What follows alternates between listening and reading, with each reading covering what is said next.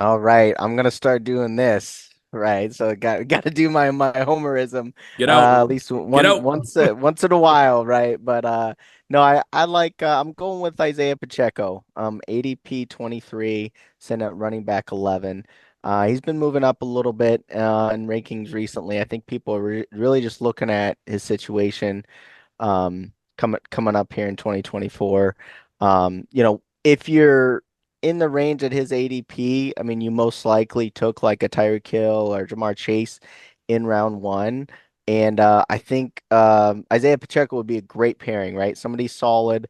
Really, when you look at just running backs in fantasy football, and I think some of the formulas that will never change in the history of fantasy football is if they're a workhorse back, that's a good sign, right? If they're on a winning team and a good defense, that are all signs for top fantasy output for running backs, right? So I think that checks the box with Isaiah Pacheco in all those categories too. So, I mean, we saw him come alive a lot more in the passing game last year as well too. So, I just think Isaiah Pacheco is just such a safe pick, especially if you got such a game breaker wide receiver in the first round and you're just looking for a workhorse back. I think Isaiah Pacheco can break into the top 10 running backs quite easily in 2024, where we should see a little bit more of a higher scoring offense from the Chiefs this year. Ethan, are you in on Pacheco at number 23 overall in ADP? I'm not a big Pacheco guy, but just looking at the board, especially in half point, I don't hate selecting Pacheco at 23. It's definitely not something I would I would love to do. But if you went receiver at the 102, if it was whether it was CD Lamb, Chase, Jefferson, Amon, whoever it is, and you come around at 23 and you pick Isaiah Pacheco, I think he is a pretty safe back. If he stays healthy, he's going to be in one of the most efficient offenses in the league. He's going to have a ton of touchdown upside. There's like zero competition behind him with CEH, Generic Prince, and Keontae Ingram. So it's his backfield.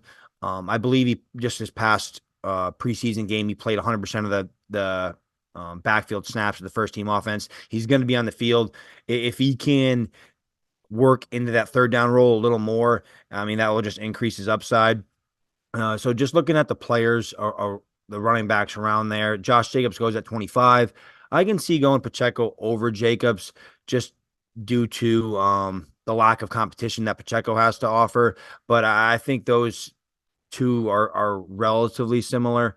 Um, Josh Jacobs does have a ton of miles on his body the last couple of years, and Pacheco, he does run he does run like a bull in a china shop, so you never know when he's getting hurt. But I don't hate the call with Pacheco at 23. He's just not one of my favorite players. I mean, I didn't love the guy either, to be honest with you, coming out. I didn't think very much of him. And even like when he was going off early, I'm like, this isn't gonna last. Like this guy, I don't like the way this guy runs is gonna get he's gonna get teed off on out there and get hurt. And that could happen. But like I'm kind of also done fighting back on that. Because I mean, like the RB11 sounds about right for me in redraft, just because the guys that go after him just don't inspire a ton of confidence in me. He said Jacobs goes after him there. And I mean, I'd rather have Pacheco than Jacobs personally. And then there's kind of a bit of a gap before you get to like guys like Rashad White and James Cook. So yeah, it very well could be the highest scoring offense in the league. It's probably what the betting odds are that they will be the highest scoring offense in the league, given the moves that they've made, given the quarterback and the head coach that they have to work with in Kansas City. So there's absolutely nothing wrong with buying in on him at the end of round two, maybe even the start of round three. So yeah, grab Pacheco there. I think it's a solid flat plan, Aaron.